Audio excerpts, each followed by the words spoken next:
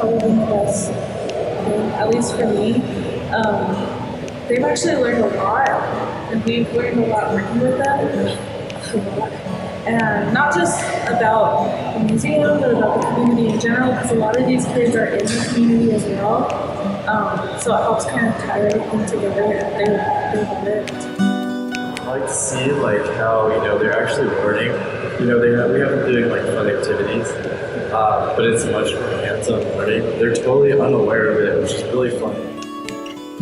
I really like seeing some of the kids who started off like hating it grow to love it. We have these two twins who used to complain every single day about how much they hate it, and now they love it. So that's really great to see.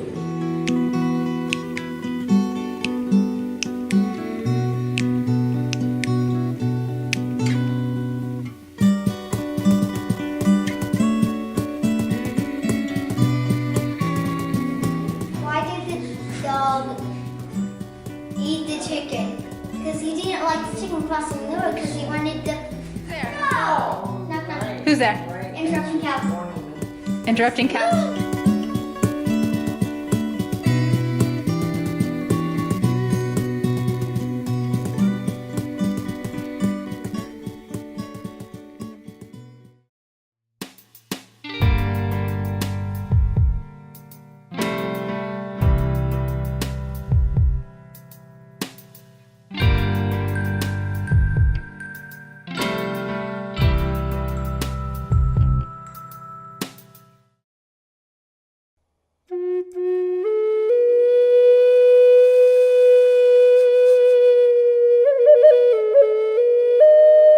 The reason I wanted to be here is, one, it's in my hometown I grew up in. This museum's been open for 62 years, so even parents, friends, parents of my friends have all been coming here as kids and grew up with this museum.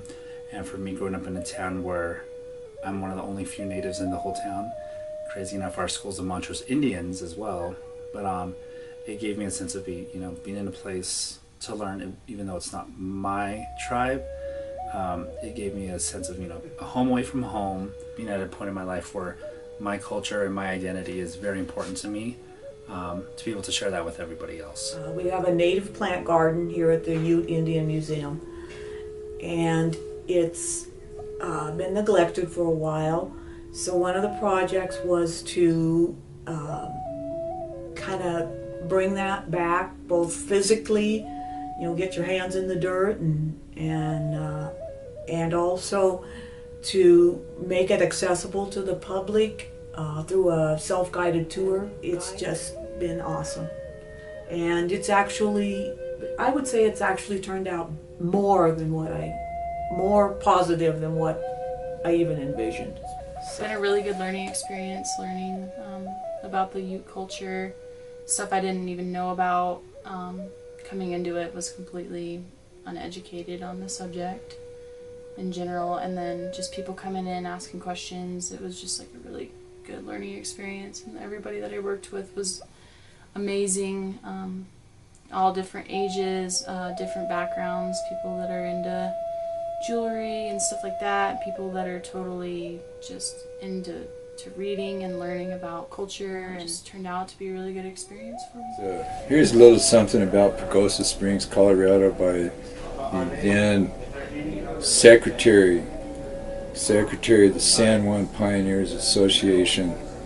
This would be about 1931, and way before the white people showed up. The Utes stumbled across a 75-foot spring of, as it says here, hot bubbling water, temperatures of 155 degrees, which they named Pagosa, P-A-G-O-S-A-H.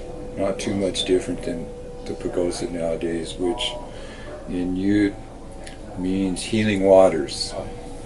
Back in the 1860s, being down in southern Colorado and overlapping on Navajo territory, there was some controversy about who the main title holders to it were, the Utes or the Navajos. They said, we'll have a duel to decide who owns Pagosa Springs. and who gets to use it. So apparently the Navajos, it says here that they had a giant. That was their champion. And the Utes, well, they decided one of Kit Carson's buddies, Colonel Albert Pfeiffer, would be their champion. So winner take all. Apparently Albert Pfeiffer was the winner.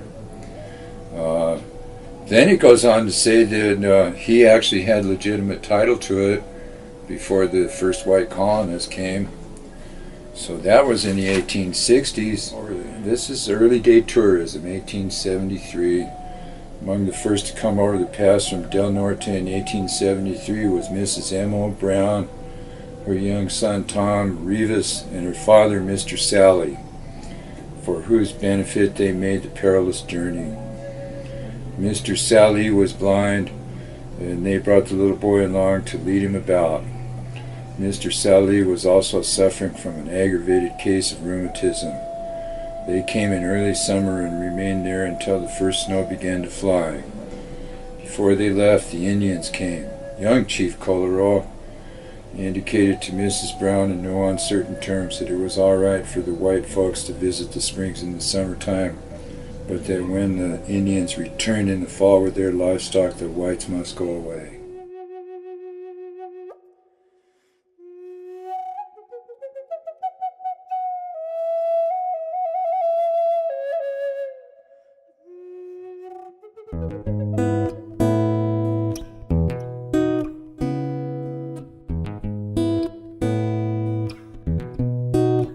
Interested in this position just because I went to school and got a bachelor's in history and wanted to work in a museum, but didn't really know what aspect of museum work I wanted to go into, and so I saw this internship and I thought this was a great opportunity for me to see the ins and outs of museum work, essentially.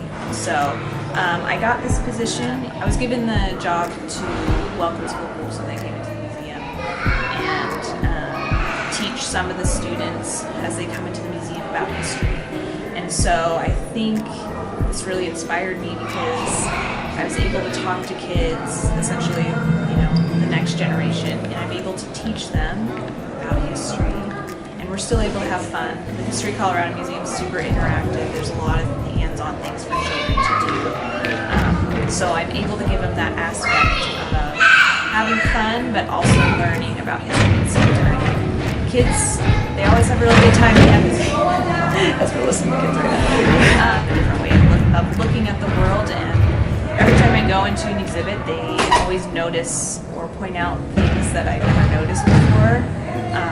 And they're always, smarter than we think they are. They catch on to things very quickly, and I just love seeing them get excited about something that I'm excited about.